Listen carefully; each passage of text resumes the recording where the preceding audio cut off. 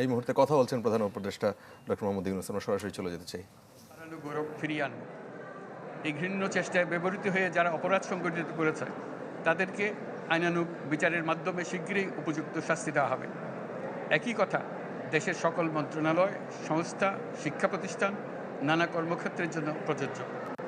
সর্বত্র অপরাধীর বিচার হবে। আজ প্রত্যেকটি প্রতিষ্ঠান ও তার সদস্যরা নিজ নিজ কর্তব্য পালন করার মাধ্যমে দ্বিতীয় স্বাধীনতাকে উপভোগ করবেন, দেশকে গৌরবের শীর্ষে নিয়ে যাবেন এবং দেশবাসীকে এবং জগৎবাসীকে উপভোগ করার সুযোগ করে দেবেন। আমি জাতির পক্ষ থেকে প্রত্যেকে নির্ভয়ে আনন্দ চিত্তে নিজ নিজ কর্মস্থলে নিজ নিজ সামর্থ্য নিয়ে এগিয়ে আসতে অনুরোধ করছি।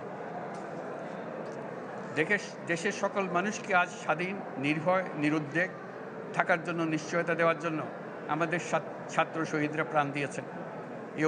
এই অভ্যুত্থানের মাধ্যমে সৃষ্ট সরকার দেশের প্রত্যেকের সরকার। এখানে থাকবে সকলের আকাঙ্ক্ষা পূরণের অধিকার। অরাজকতার বিষবাষ্প এখন যেই ছড়াবে, বিজয়ী ছাত্র জনতা সহ মুক্ত মানুষের আইনশৃঙ্খলা বাহিনীর পূর্ণ শক্তি তাকে ব্যর্থ করে দেবে।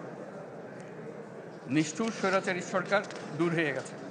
কাল সূর্য উদয়ের সঙ্গে সঙ্গে গণতন্ত্রের, সুবিচারের, মানবাধিকারের, নির্ভয়ে মত প্রকাশের পূর্ণ স্বাধীনতার জন্য সকলের স্বাচ্ছন্দ্যে জীবন ধারণের সুযোগ প্রদানের সচেষ্ট সরকারের ঘনিষ্ঠ সান্নিধ্য ও সহমর্মী পরশ দলমত নির্বিশেষে সবাই উপভোগ করবেন। এটাই আমাদের লক্ষ্য। আমাদেরকে এই লক্ষ্য পূরণে সাহায্য করুন। সারা বিশ্ব আজ অবাক হয়ে বলছে, সাবাস বাংলাদেশ, সাবাস বাংলাদেশের ছাত্র জনতা। আমরা এই অর্জনটাকে আর অনেক দূর নিয়ে যেতে চাই। আমাদের ছাত্র জনতার জন্য কিছুই অসম্ভব নয়। আমাদের তরুণরা অসম্ভবকে সম্ভব করতে পারে, তারা সেজন্য প্রতিজ্ঞাবদ্ধ। যদি আমরা ঐক্যবদ্ধ থাকি, ধ্বংসাত্মক কর্মকাণ্ড থেকে দূরে থাকি, সবার জন্য মুক্ত পরিবেশ সৃষ্টি করতে পারি, আমাদের বিজয় অবশ্যই হবে।